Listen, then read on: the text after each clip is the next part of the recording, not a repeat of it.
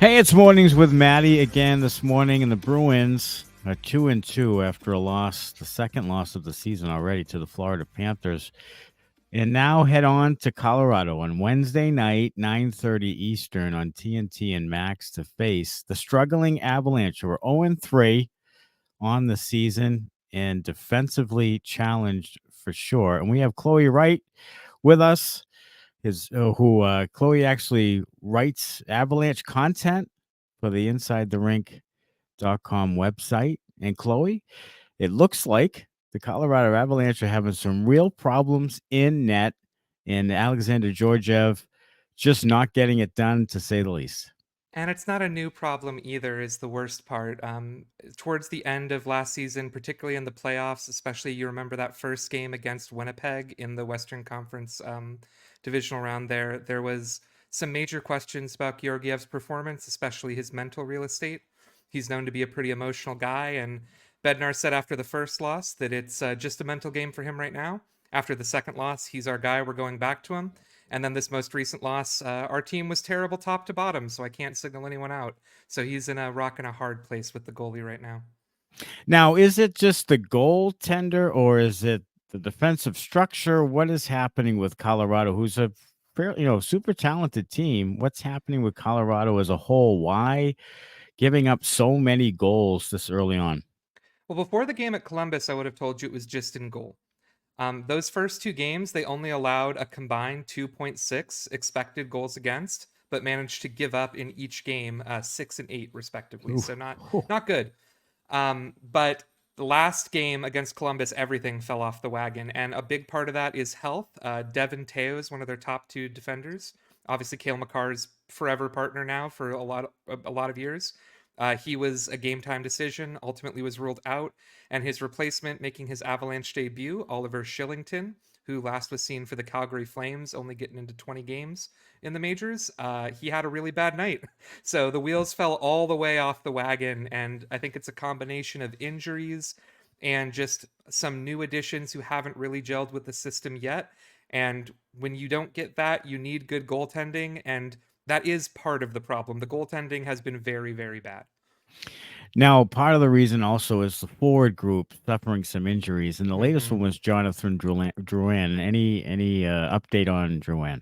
So we know it's an upper body injury. It was sustained against Vegas initially. He returned to the game, but then was ruled out afterwards. They're doing weekly check ins with him right now, so he's considered week to week. This week he's out, so he will be not playing against the Bruins, not playing for the rest of the week, and then they'll reassess on Monday. So no Druin, which is especially crippling because he was filling in the power play spot previously occupied by also missing Valerie Nichushkin. And without Druin or Nichushkin on the power play, it's started to decline in productivity. Now, there's been an update on Nichushkin and his situation Mhm. with the player assistance program. What happens there? So we have a date now. It's November 13th. That's when he's eligible to apply for reinstatement. What does that mean? It means that since he failed and is actually the first player in its history to fail in the second stage of the NHL's player assistance program, what that means is he went through the program, was initially reinstated with further testing, and then failed those tests. The club has obviously been very protective over what exactly he was being tested for, but I think we can make an educated guess that some of his previous troubles he's opened up with about substance abuse and issues related to alcohol and narcotics are reemerging. Since he failed in that specific stage, he is going to have on that November 13th 1 week where he'll have to reapply essentially. So he'll have to re enter the player assistance program on the 13th, and then we'll have to clear a series of screenings before then being eligible for reinstatement. So realistically, we're looking at the end of November as a timeline for him to come back. Now, if we look at some of the stats here for the Avalanche, and it's pretty gross. It's Some of the ghastly. minus numbers. It's pretty, Callum Ritchie at -6, although he did score his first NHL goal against the Islanders. -4s for McKinnon and Makar, and just all around, just a real stinker of a beginning of the season for them, which is really kind of shocking, really, because it's a really good Mm-hmm. team. They do have had some injuries in the forward group, but it shouldn't be this bad. I think what a lot of you're seeing is two things. One, like we mentioned, the goaltending is really ghastly. I think the Avs as a team have always played with a very offensively inclined defensive core. You have your Kale McCarr, but you also have guys like Sam Girard and then newcomer Sam Malinsky, all of whom are defenders you expect to shoot the puck. You expect them to pinch up in the zone and challenge in the corners. That means that when things do break down, you're going to have rushes coming back the other way. Georgiev has struggled particularly with medium and low danger shot chances. He's actually been very good about high danger chances from like Hmm. setups. So on the power play, he's been great. He's a better goalie on the kill than he is at even strength. It's when there are two or three people rushing into the zone, firing from above the circle, what you don't think is going to be dangerous. Those are the goals that are going in right now. And I think that's where you're seeing a lot of this. That second pairing for the Avs in particular, Sam Girard and Josh Manson, they're always a bit of a roller coaster. They're either the best defenders on the ice or the worst. And when they let those odd rushes in and it's always in the back of the net, they're going to be the worst. Now, the one thing that could be a breakdown for the Bruins is they are the most penalized team as far as minors are concerned, with 28 on the season. So they average about 6 minors a game. So I guess the Colorado power play could be in effect this Wednesday night, and maybe that's a way that Colorado can get in the win column. So, like I mentioned, with Druin out, they are really missing that net front presence kind of guy, someone to create the traffic in front of Swayman or Corpusalo, whoever's starting, and allow McKinnon, McCarr, and Rantanen to have their one-time shots. That's a really important role in their power play. It was Nichushkin, then it was Druin. Right now, the guy you're going to want to watch out for is Casey Middlestat. He's actually been the Avs' best goal scorer. He has 3 goals in 3 games. No one else does.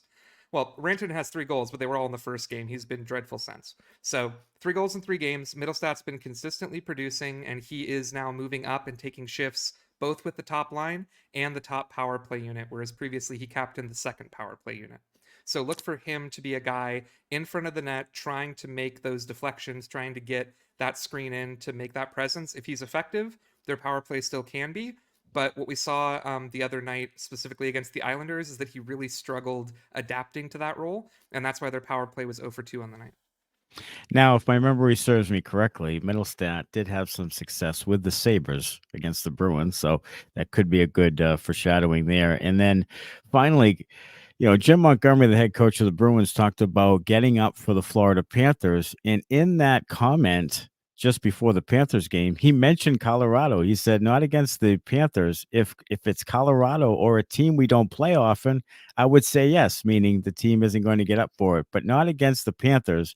If I look at the 2 years, both organizations, Boston and Florida, are similar. There's a standard of what's acceptable and what's not accepted. That accountability, along with how hard the teams play, I think lends to success. So it was interesting that Montgomery actually mentions the next team they play. So now you have to worry about, will the Bruins maybe have a little bit of a letdown after playing Florida or just on Monday afternoon? There's a lot working against the Avalanche here from health. We don't know if Teos is going. He's going to be a game time decision. We know Druin's out.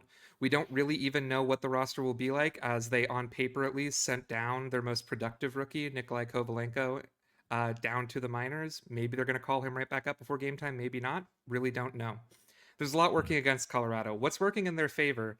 I think that quote comes from last year, where the Bruins absolutely had been taking the Avalanche's lunch money.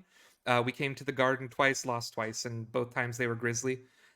What's working in the Avs' favor is that this game is in Colorado. It's going to be at that altitude. If you don't get up and get ready for a game at that altitude, sometimes that can cost you. Now, with the Isles, the first 5 minutes of that game, you would have thought exactly the same thing. Colorado rookie Callum Ritchie scored his first goal less than a minute into the game. Looked like everything was gravy. Then that goaltending issue reared its hands. Georgiev led in an easy one. Momentum was downhill from there. I think for the Bruins, you can expect Colorado to come out hot. They're going to be angry. There's been a lot of shouting in the locker room. There's a clip going around you might have seen of McKinnon taking a lumberjack to his stick on the bench after a Right. call near the end of the Columbus game. This team's angry right now. And when you're angry and when you're at altitude with a team as fast as the Avs, you might find yourself in a 2 goal deficit early. The good thing for the Bruins, right now a 2 goal deficit is not nearly enough. You're going to have to score 4 or 5 to be Mhm. able to get out of this game with a win. And I don't know if the Avs have that in their tank against a better goalie than some of the ones we've seen. They didn't have it against Sorokin. We'll see if Swayman or Corpy can do better. Wow, certainly things to look for. Chloe, we appreciate it so much. Absolutely. Great stuff. And the Bruins take on the Avalanche Wednesday night, 9:30 Eastern, TNT and Max. 2-2 Boston, 0-3 Colorado. Something has to give. Until then, as always, go Bruins.